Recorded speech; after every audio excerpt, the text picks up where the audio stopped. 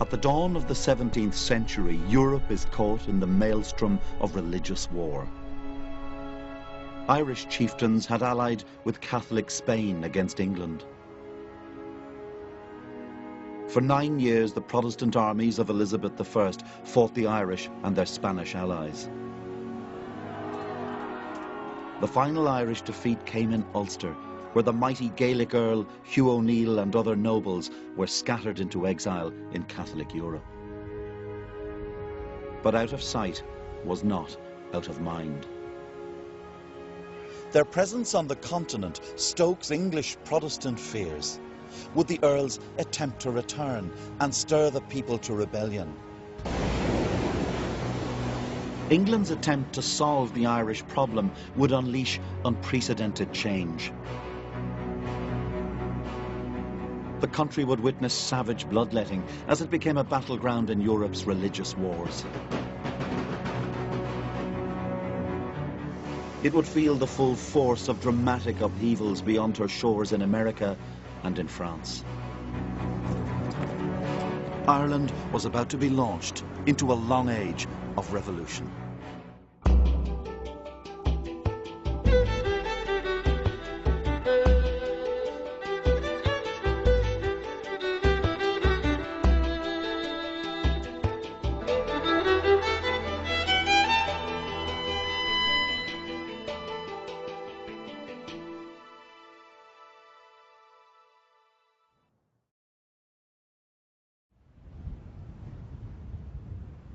The Ulster Earls are gone, but the people are still Gaelic, still Catholic.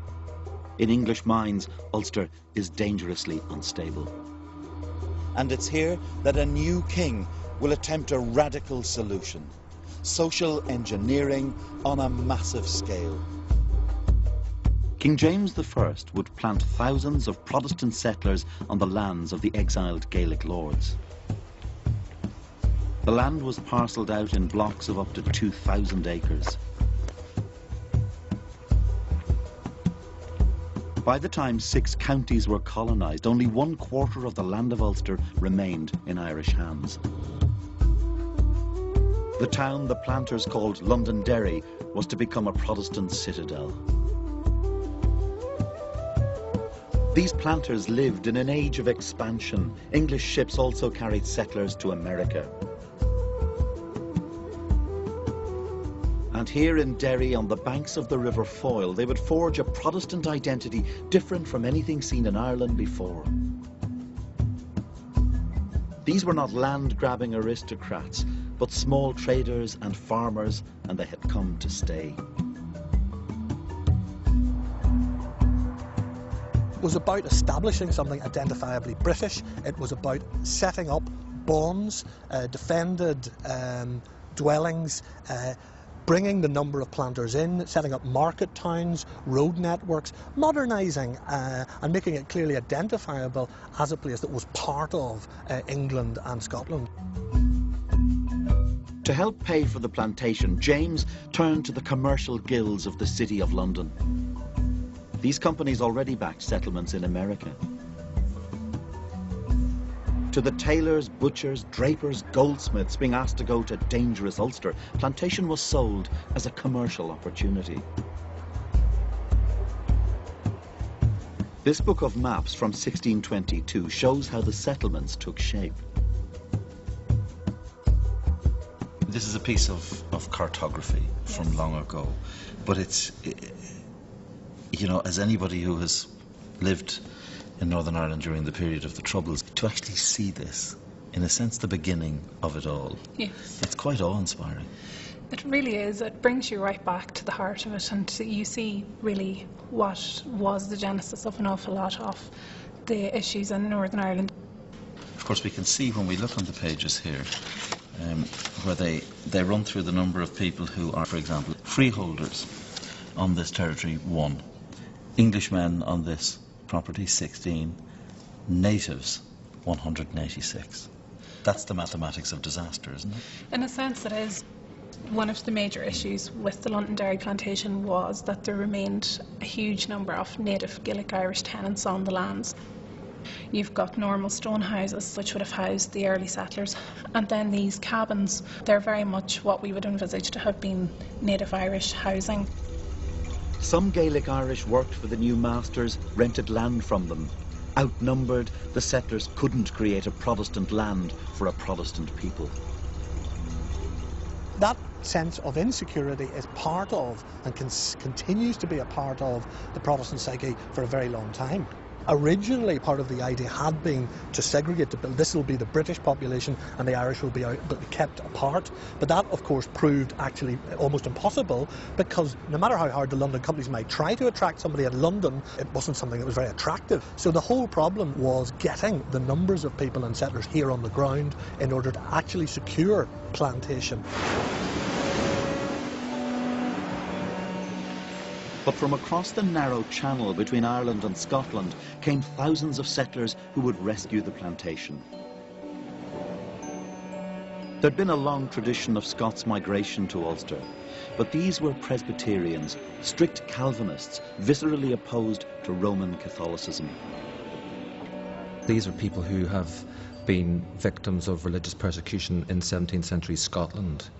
They certainly see themselves as a chosen people or an elect nation. Their world consists of trials and tribulations and deliverances. And that means that they're tested by God. In Ireland, of course, they're tested by God in the form of the threat posed by the Catholic population.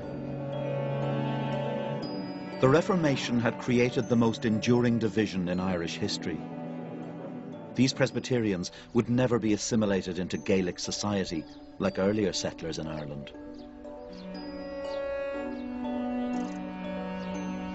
The native Irish were bewildered, like a flock without a shepherd, wrote a poet of the time. The native Irish are tremendously angry and resentful of what they see happening with the Ulster plantation. Their leaders have been driven into exile, they've been forced out of their homes in many instances, and they have this population arriving over both from England and Scotland that have different culture, different language, different traditions, and of course a different religion. A Gaelic poet writing in the 17th century described the settlers as the crafty, false, thieving sect of Calvin. And he predicted a day when they would be driven from Irish shores. The writer's bitter tone reflected a traumatised Irish world. In the rest of Ireland, Catholics still controlled around 70% of the land, but they faced the constant threat of losing their estates. After Charles I ascended to the throne in 1625, his officials in Ireland sought to expand the plantations until conflict closer to home ended their ambitions. By 1640 in Parliament there was a challenge to Charles's kingly powers and his more moderate brand of Protestantism from religious Puritans like Oliver Cromwell. In Scotland, religious allies of the Puritans rebelled against Charles. Parliament refused to finance the King's war against fellow Protestants. Events now moved towards a war of Charles' three kingdoms: England, Scotland, and Ireland. The Irish Catholic elite was alarmed by this crisis in Parliament. They'd lost land and power, but at least under Charles, there was a degree of religious tolerance. Now, faced with the prospect of a militant Protestant Parliament, they would rebel. The uprising was planned for the 23rd of October, 1641. The rebels failed to capture Dublin Castle, centre of English control in Ireland. Poorly planned, betrayed by informers, the rebellion descended into anarchy. The attempted coup now became something utterly different. Across Ireland, it was the people who were dictating the pace of events. And in Ulster, it would unleash a spasm of rage from the dispossessed. The native Irish now turned on the Protestant planters.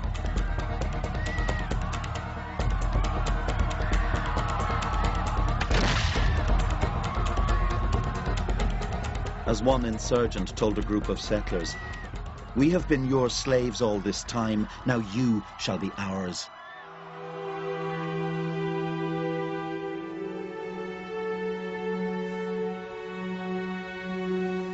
Here in Portadown, Irish rebels rounded up Protestants from the surrounding farmlands.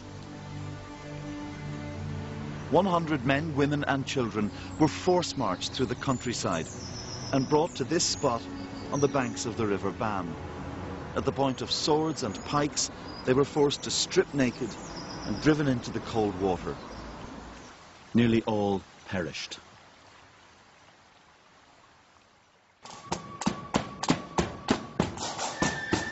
Portadown would become a defining event in the narrative of Ulster loyalism.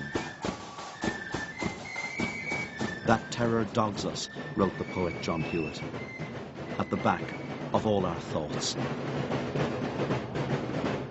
The government retaliation was savage.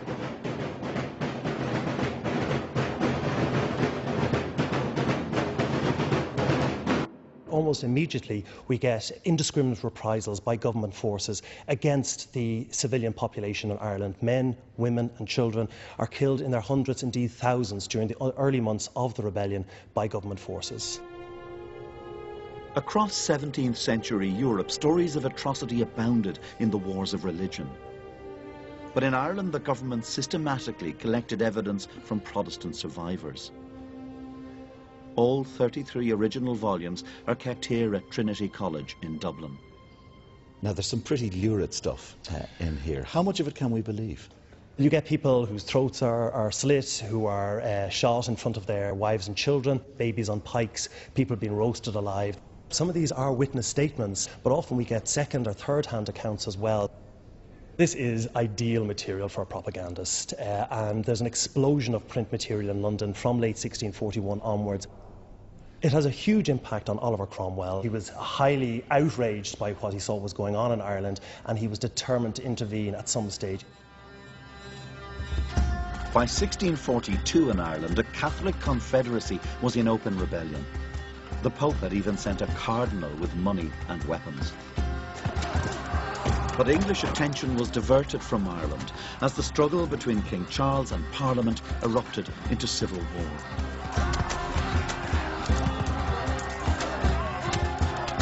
After 7 years and nearly 200,000 deaths, the king was defeated. He was executed in January 1649.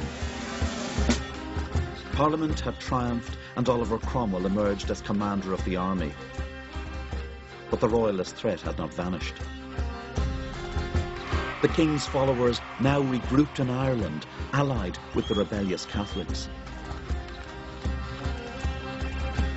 In the mind of Oliver Cromwell, it would be hard to imagine a more toxic alliance, and he was dispatched to Ireland to destroy it. He comes to Ireland with an absolutely clear philosophy. That philosophy is, I will terrorise those who resist me, and I will give generous terms to those who surrender. Drogheda, County Louth. In Irish memory, it is a place forever shackled to the name of Oliver Cromwell. On September the 11th, 1649, Cromwell and his army of 12,000 men began to lay siege to the town. The English royalist commander of the garrison, Sir Arthur Aston, proclaimed that the man who could take Drogheda could take hell. He hadn't met Oliver Cromwell. Cromwell demanded the surrender of the joint English and Irish garrison. When this was refused, the bombardment began. A breach was made in the town walls, but the first assault was beaten back by the defenders. Cromwell then sees himself having to take command. He leads the second charge himself. He has to get past the bodies of his friends and colleagues. So he comes in, and we have to imagine him going street by street, house by house even, clearing the town, killing anyone he encounters, which will certainly include civilians.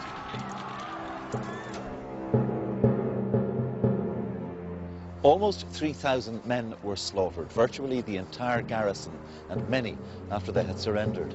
Cromwell said, "Being in the heat of the action, I forbade them to spare any who were under arms in the town." Any priests found were murdered, and the commander of the garrison, Sir Arthur Ashton, was beaten to death with his own wooden leg. Several hundred civilians were killed, but the English and Irish defenders were the main targets of execution. That is done, as Cromwell himself makes clear, by knocking them on the head. That's to say, they're clubbed to death. He beats their brains out. He beats their brains out because it saves bullets. You know, you've got a long campaign in front of you. You don't waste bullets. Here at St. Peter's Church, Cromwell's men set fire to the building.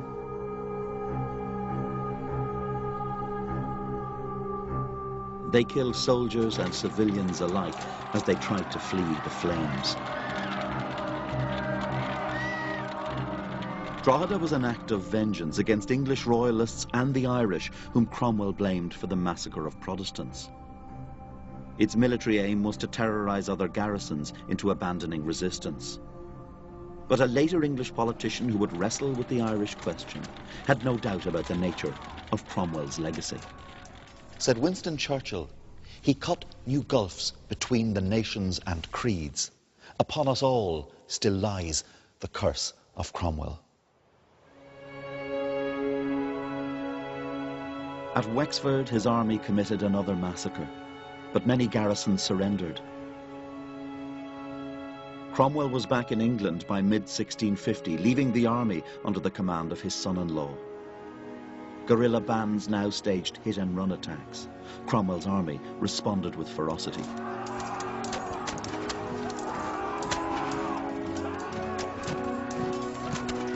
The serious loss of life really takes place after Cromwell's departure, much of it induced by the Cromwellian soldiers themselves. They simply destroy the infrastructure of the country. They razed crops, they drove people out of their homes, they burnt down buildings, they deliberately targeted the civilian population in a very systematic way.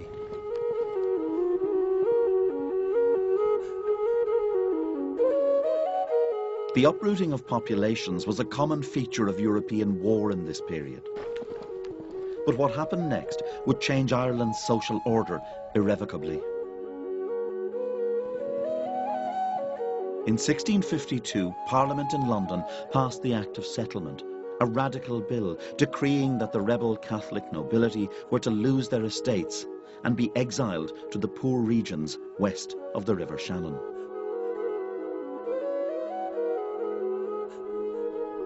One of Cromwell's generals came here to the Burren in the west of Ireland, inspected the landscape, and then remarked approvingly, "There is not water enough to drown a man, wood enough to hang one, nor earth enough to bury him."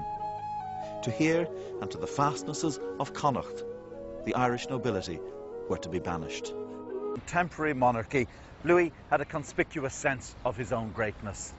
Once, when angered by some misfortune, he asked, "Has God forgotten everything I have done for him?"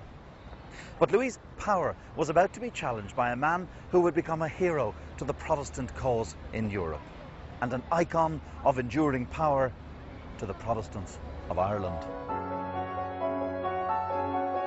Prince William of Orange, Protestant leader of the Dutch Republic, resisted French attempts to conquer his country. William is not a dogmatic man, but he does feel that there is a sort of free world, which is predominantly Protestant, which has to be defended.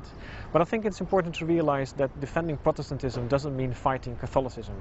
It means fighting France. William is drawn to Ireland by an English crisis. Cromwell is long dead and the monarchy restored. But King James II is a Catholic, and when his son is born in 1688, the nightmare of Protestant England, a Catholic dynasty, is at hand. Haunted by the memory of past persecutions, Protestant noblemen ask William to invade England and re-establish a Protestant monarchy. For William, Protestant England would be a valuable ally in his war with King Louis. Soon after William landed in Devon, James fled to France. Early in 1689, Parliament offered the Dutch King William the English throne, which he duly accepted. But his exiled enemy, King James, was busy conspiring with the French king and preparing to fight back. Louis XIV understands that if he really wants to hurt William, he needs to destabilize his position on the British Isles. And supporting James is a good way of doing that. With Louis's help, James raised an army in France and sailed for Ireland. On March the 12th, 1689, he landed here at Kinsale in County Cork. This Catholic king landed with about 1,200 French troops, but soon thousands of Irishmen were rallying to his flag. They were willing to support an English king because they believed he would grant them religious freedom and return confiscated lands. To the dispossessed, the arrival of James signalled the rebirth of hope. James marched through Cork and on towards Dublin. By April, his army was besieging Londonderry, one of the last bastions of Protestant resistance. But the defenders closed the city gates and they remained shut until the garrison was relieved after 105 days of siege. Their slogan of no surrender would echo through the centuries.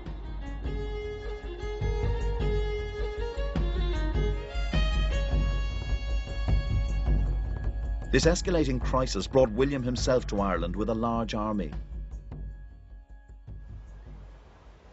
He would face King James here on the banks of the River Boyne on the 12th of July, 1690. This was a battle about European, English and Irish power struggles, and both armies were diverse. Germans, Dutch, Danes, English, French and Irish prepared to fight.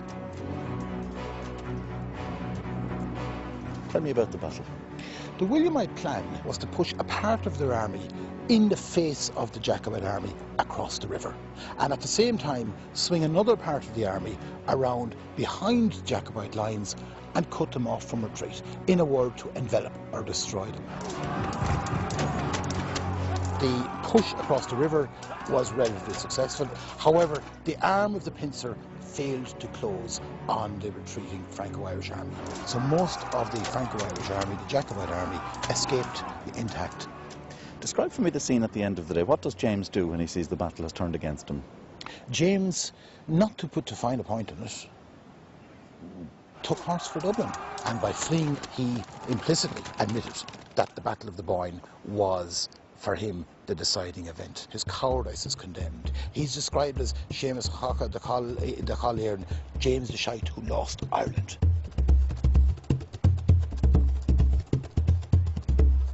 To William, the Boyne and the battles that followed were important, but only as part of a wider European power struggle. In Ireland, however, his victory ensured the survival of Protestant supremacy.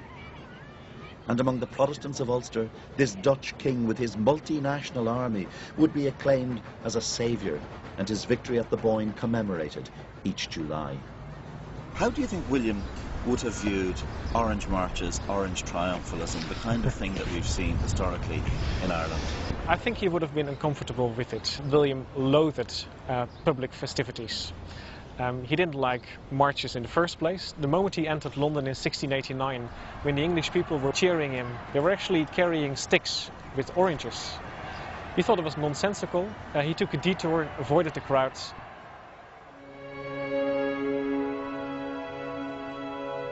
To the vanquished Irish Catholics, William offered generous terms, but his successors ignored the promises. By the end of the Williamite Wars, the Catholic elite in Ireland had either been wiped out, driven into exile, or abandoned any resistance.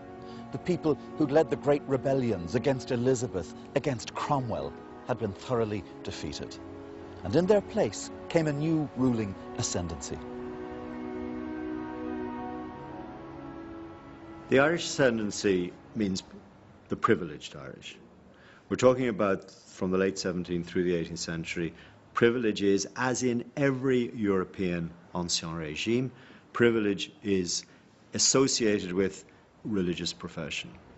To be a member of the ascendancy, to be privileged, you're Protestant. But unlike the rest of Europe, in Ireland, the state religion was that of the minority. Throughout the 18th century, this Protestant ascendancy monopolised power and wealth. Its grandees emerged from a range of backgrounds, from nouveau riche and nobility. There was a surge in construction of grand public and private buildings. There were new road networks and canals. Ireland offered opportunity for men of the right faith. To be a member of the ascendancy does not mean that you're only, let's say, the descendants of Cromwellian expropriators. It can mean that you're from a Catholic family who has cleverly converted at the right time. In this country of men on the make, the story of William Connolly offers a striking parable of the possible in ascendancy Ireland. This is Castletown House, and it was built by Connolly in 1722 at the height of his fame. He was one of the most powerful political figures of his day, and he was the son of a family that had converted to the Protestant faith. William Connolly was the Speaker of the Irish House of Commons for nearly 15 years, and on his death he owned 100,000 acres of land with an annual income of £17,000. He was born an innkeeper's son. A house like this would have cost an absolute fortune at the time. Where did Connolly get his money? He got it in wheeling and dealing in land speculation in the area around Derry, where he took a lot of the land which had been confiscated during the Williamite Wars from Catholics. With something as grand as this, what is Connolly saying to the rest of Ascendancy Ireland? To keep political power, he needed a place where people could come and be received. So this was set up really as a second court outside Dublin. So Connolly's preening here at one level, but he's also very cleverly looking after his cronies, making sure that what he wants politically happens. He is, but it's not very dissimilar from what might happen today. You bring all the people you want to influence together in one room, you give them lots of wine, you give them lots of food, and then you decorate it with examples of your good taste. Connolly's political associates would have been brought down here to be entertained and to view this house and to understand just how civilised a person Connolly was. The masters of the ascendancy would help to make Dublin a city of the Enlightenment. The great statesman Edmund Burke learned the art of oratory here. Jonathan Swift created literary masterpieces.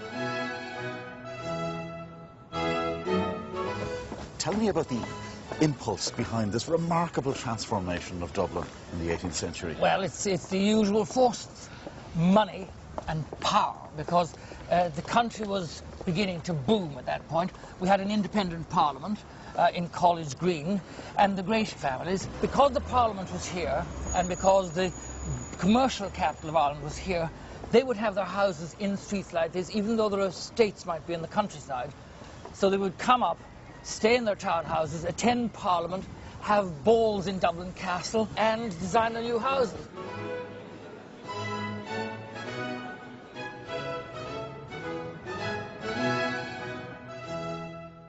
In 1741, the composer George Frederick Handel was invited to Dublin after being asked to compose a special work in aid of the city's sick. The result was one of the most famous pieces in the entire canon of classical music, The Messiah. Hallelujah, hallelujah, hallelujah, hallelujah, hallelujah. This arch is all that remains of Neil's Music Hall, where Handel's Messiah was first performed on the 13th of April, 1742. So great was the demand for tickets that gentlemen were told to come without their swords and ladies without their hoops, so that there might be more room for all. Handel was delighted with the quality of the Dublin voices in his choir and with the response of the audience, drawn, as he put it, from persons of distinction of this generous nation. For the ascendancy, it must have seemed an affirmation of status. After this, how could condescending English visitors dismiss them as mere provincials?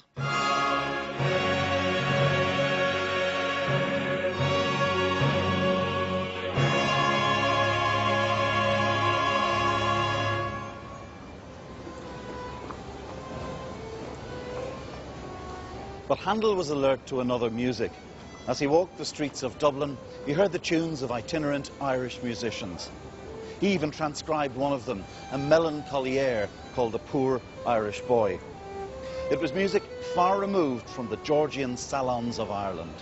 It evoked a country where the material prosperity of the ascendancy simply never reached.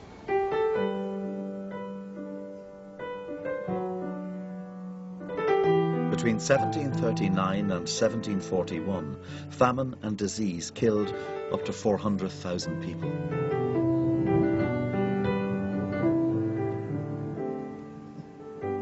The Gaelic poets and the musicians who had once served the Catholic nobility evoked a world in turmoil.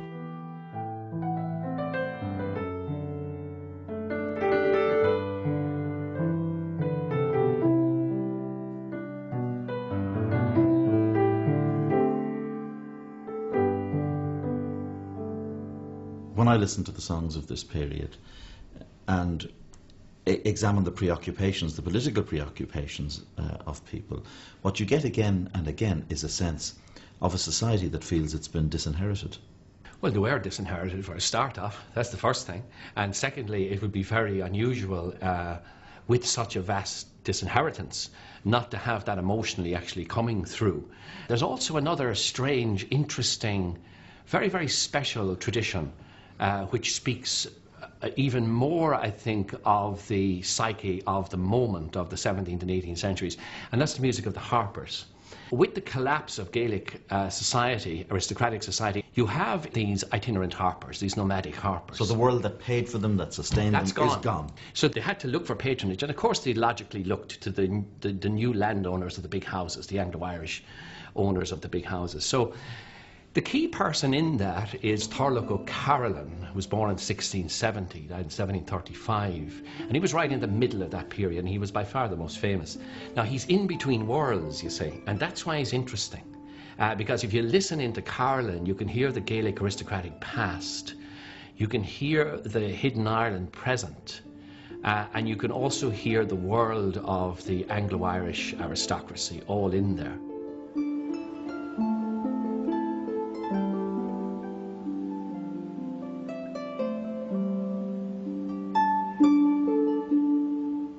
From the early 18th century, restrictions on Catholics had been strengthened under the so-called penal laws, a charter for the defence of Protestant power.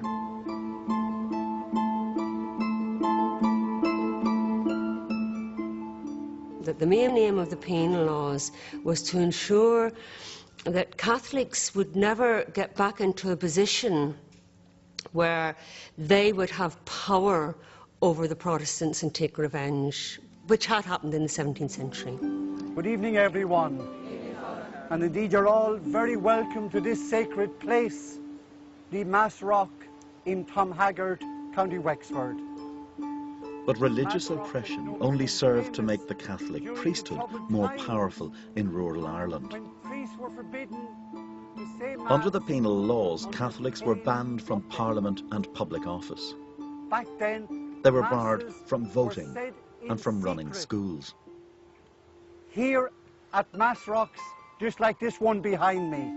But Catholic worship itself was never banned.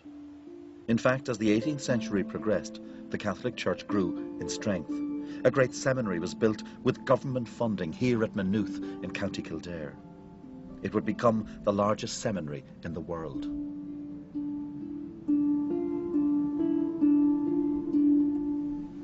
The true significance of the penal laws was not religious, but economic. Catholics were not allowed to buy land.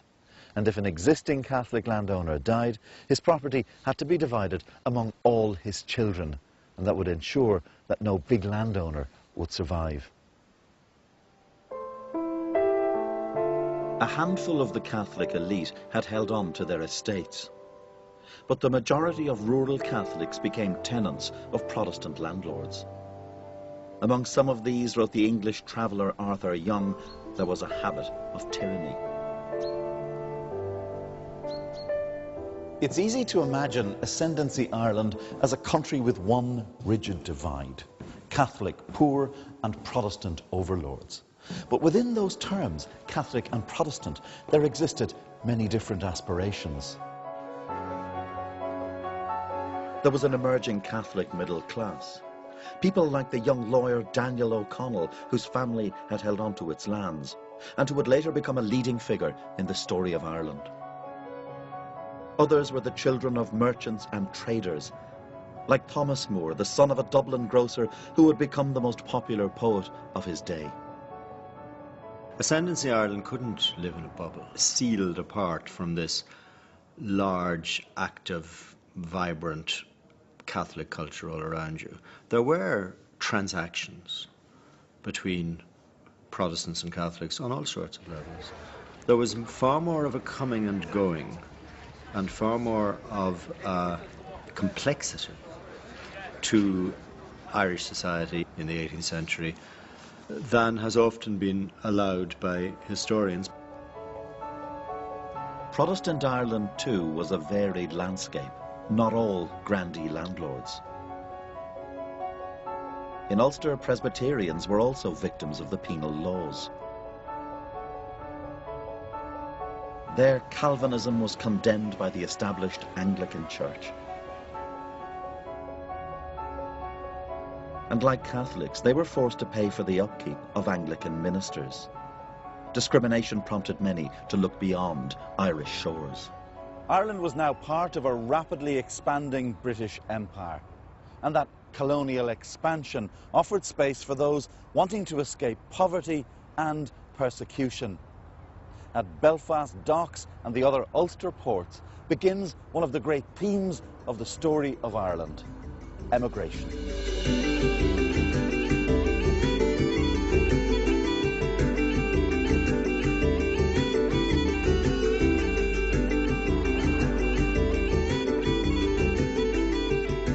We're used to the idea of Irish emigration to the United States being a Catholic phenomenon. But the first people to come here in any sizable numbers were Ulster Presbyterians. Between 1717 and 1776, more than 250,000 of them crossed the Atlantic to the New World.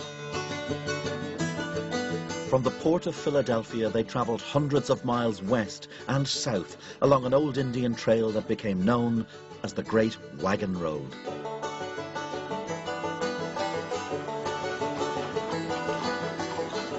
Many came to the frontiers of the new America, Virginia's Shenandoah Valley.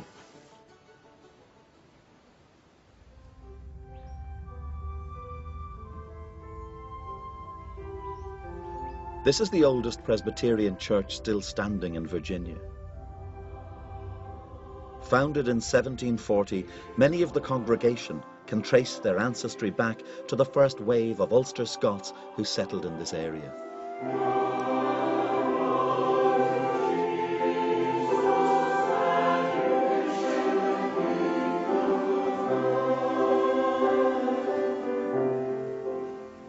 What kind of character did they bring to this place?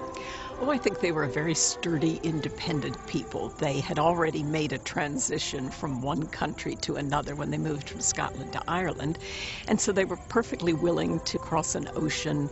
It takes a certain amount of endurance, of courage, of faith, of forward-looking. They're good qualities for pioneers to have.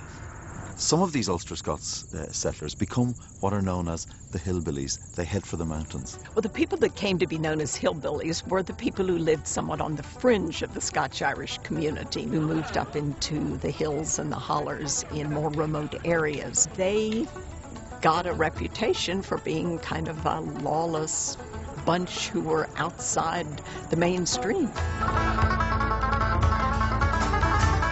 They were often associated with moonshine. The Ulster Presbyterians had arrived in a dynamic environment. The borders of America were continually expanding.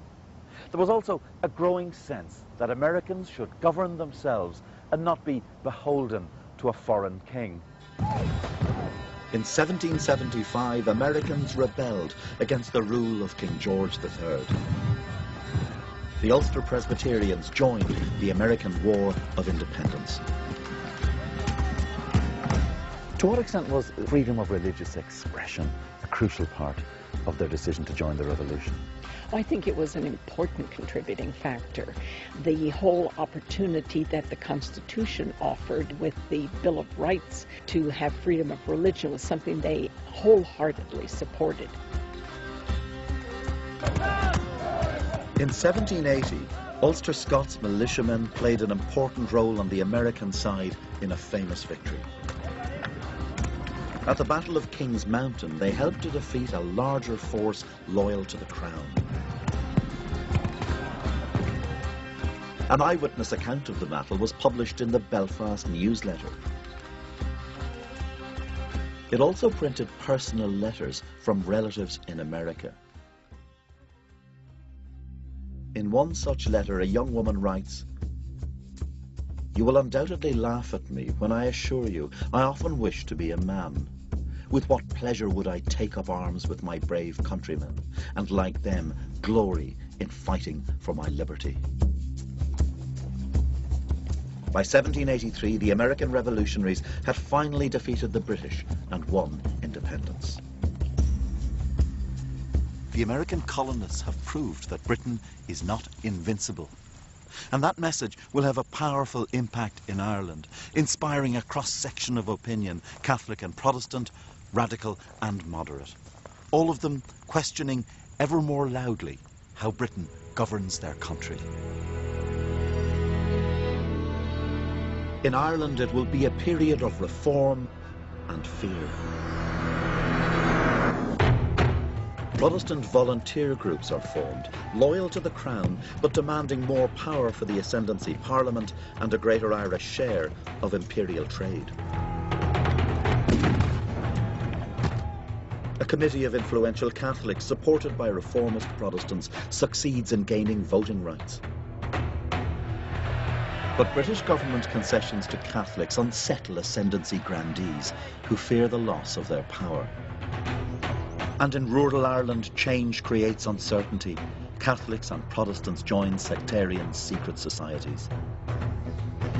The Ireland of the late 18th century swirls with contrary ambitions and ideas.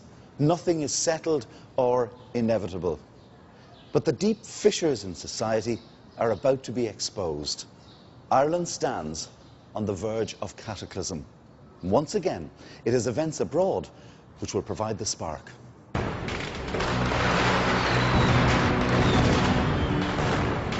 In 1789, bloody revolution convulsed France. The king and thousands of his nobles were dispatched to the guillotine in the name of a secular republic. Monarchies and the privileged classes throughout Europe looked on with horror. But the French revolutionary cry of liberty, equality and fraternity inspired a group of idealists in Ireland. What was happening here, the destruction of an imperium, was watched avidly by educated young men in Ireland. Suddenly, the unimaginable became possible. A world of inherited privilege transformed into a society of the free, where reason would overwhelm prejudice. To the revolutionaries of France, it wasn't just the monarchy or the aristocracy, but also the established church that was part of a structure of tyranny that had to be destroyed.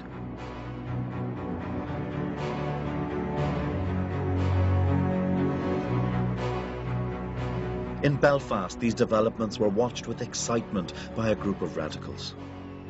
They were Presbyterians who now set out to unite all Irishmen in the cause of liberty. They were shaped by revolutionary ideals and the intellectual ferment of the Age of Enlightenment. They produced an alliance that would have seemed unthinkable. Protestant intellectuals from the south, Catholic middle class, and the descendants of Ulster planters. It is these Presbyterians who here in Belfast in 1791 found the first organisation dedicated to breaking the link with Britain. They called themselves the United Irishmen, and they sought a secular Irish republic. They allied themselves with the Catholic Committee in peaceful agitation. But events in Europe propelled them from activism to revolution. 1793, England and France went to war. The pro-French United Irishmen were outlawed. Here at Cave Hill, overlooking Belfast, in June 1795, a group of Irish Protestants gathered to swear an oath. Never to desist in our efforts until we subvert the authority of England over our country and assert our independence. But there is a fundamental crisis. They do not speak for all Protestants. And in rural areas, sectarian clashes between what are called Catholic defenders and Protestants were escalating. The defenders were drawn from the impoverished Catholic peasantry.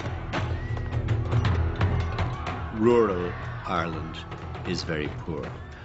In the later 18th century, you have secret societies, you have rural gangs of agrarian agitators. You have an underworld, in a sense, of dissent, making its feelings felt through violence. Disparate Protestant groups now come together to form an organisation that will be crucial in Ireland's history.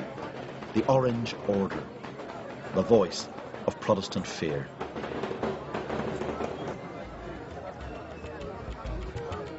But an idealistic young Protestant lawyer from Dublin hoped that even the Orangemen might eventually be won over to the United Irish cause. Theobald Wolfe Tone would become the most articulate proponent of Irish independence. He was very vivacious, very clever. Quite quickly he moves on from the law to become a political pamphleteer. He begins to analyse the wrongs of Ireland, and one of the main wrongs was that the vast bulk of the populace was excluded from all political rights, in other words the Catholics. As one of the most high-profile United Irishmen, Tone was forced to flee Ireland in the fateful year of 1795.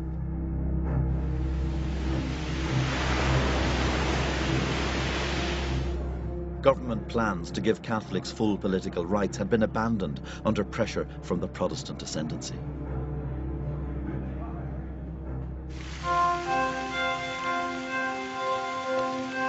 Tone made his way to revolutionary France to seek military help for an Irish revolution. On May the 2nd, 1796, Tone was called to meet the leaders of the French Directory. It's easy to imagine Tone's excitement. This is his moment. From backstreet meetings in Belfast and Dublin, he's come to the centre of international revolution. Walking into the splendour of the Palais de Luxembourg, he said he felt as if it were all a dream. Waiting to greet him was the great military tactician and founder of the Revolutionary Army, Lazare Carnot.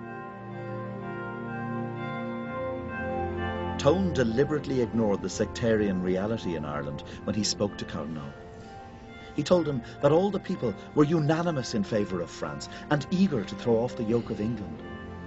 He asked me then, wrote Tone, what I wanted: an armed force, arms and some money. Tone comes out into the Jardin de Luxembourg outside the Palais. He's walking around, it's a beautiful summer's evening, listening to the music coming out. Don't forget, he's been in really high-level discussions, so he's a bit overwhelmed by them. And then the head of the military bureau comes out and says, it's done, it's agreed. We're sending an invasion force to Ireland. It was a top French general, and Tone just had this moment. I've succeeded. This is what I wanted. Tone's meeting precipitates one of the most dangerous threats to England by revolutionary France. 15,000 French troops in 43 ships arrived off the west coast of Cork in December 1796. With only 11,000 British troops in the area, a French victory looked imminent. Tone came tantalisingly near to his dream of landing a French army in Ireland. We were close enough to toss a biscuit ashore, he said. But bad weather and the indecisiveness of commanders scuppered his hopes. The French turned for home. England, he wrote, has had its luckiest escape since the Armada.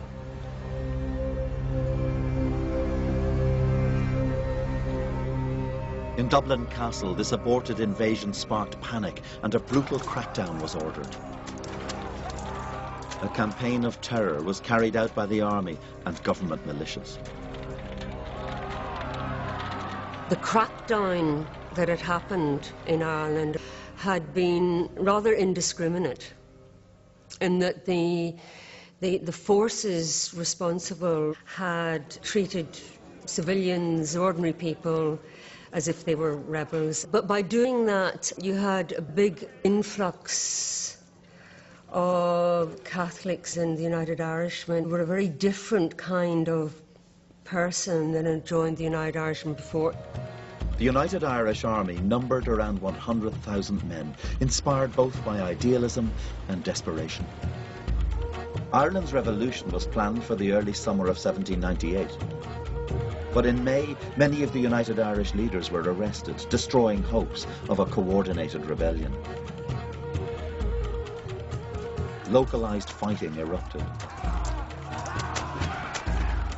United Irishmen rose in Kildare, Carlow, Longford, Wicklow, Meath, to the west in Mayo, and to the north in Antrim and Down. The first significant rebel victory was at Owlert in County Wexford, where over 100 government soldiers were killed.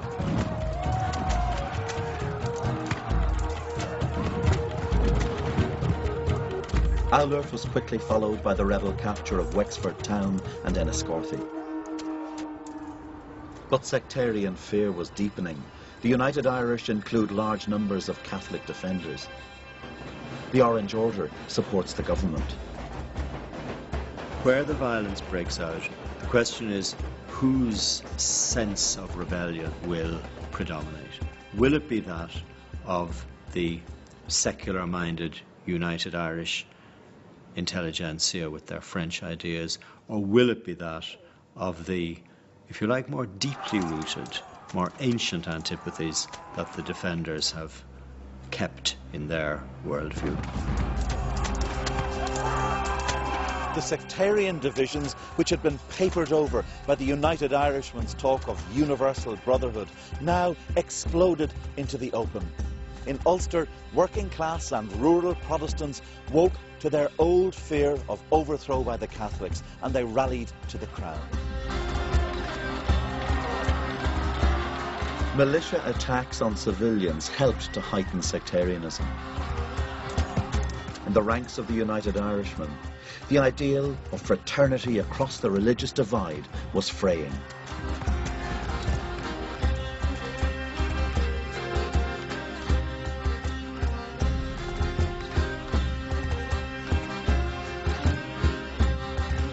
Most of the rebels were tenant farmers, and they had inherited a long tradition of grievance about Protestant newcomers taking over land, about sectarian conflict, about the new Orange Order. These were people fighting for themselves.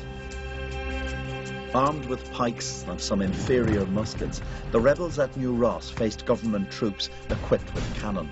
The rebels pour down these little streets, take over the middle of the town very quickly, but then they come up against gun emplacements. They were simply mown down by grape shot and chain shot. Maybe only 3,000 rebels attacked the town, maybe less, and 1,500 people almost certainly died in 12 hours, which is astonishing. The United Irish Army was inspired both by revolutionary idealism and more local animosities. And as the reality of defeat dawned, hatred would lead some to sectarian massacre. Over 100 Protestant men, women and children were rounded up and locked in a barn at Scullabogue. Once it became clear the battle was going against the rebels, an order came that the barn should be set on fire. There was still maybe up to 100 people in it, crowded into it, and they'd been there for days in sweltering heat. They were told to let nobody escape. Essentially, this group kept the people inside, including women and children, in the barn while they were consumed by flame.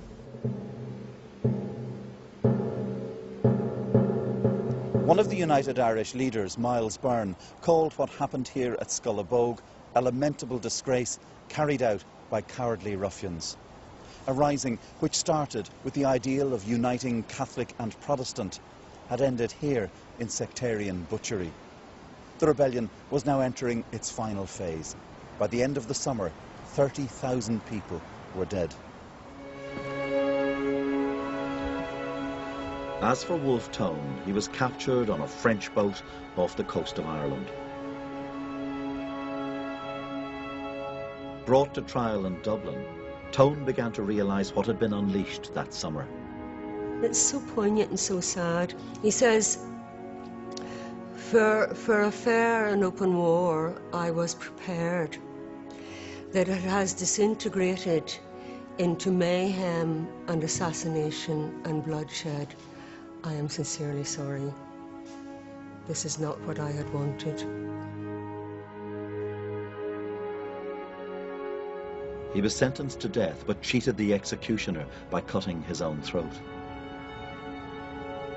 Tone the Martyr would become an icon for future generations of Irish nationalists. But the revolution had ended all hope of uniting Catholic and Protestant. And it would prompt Britain to launch its most radical attempt to solve the Irish question.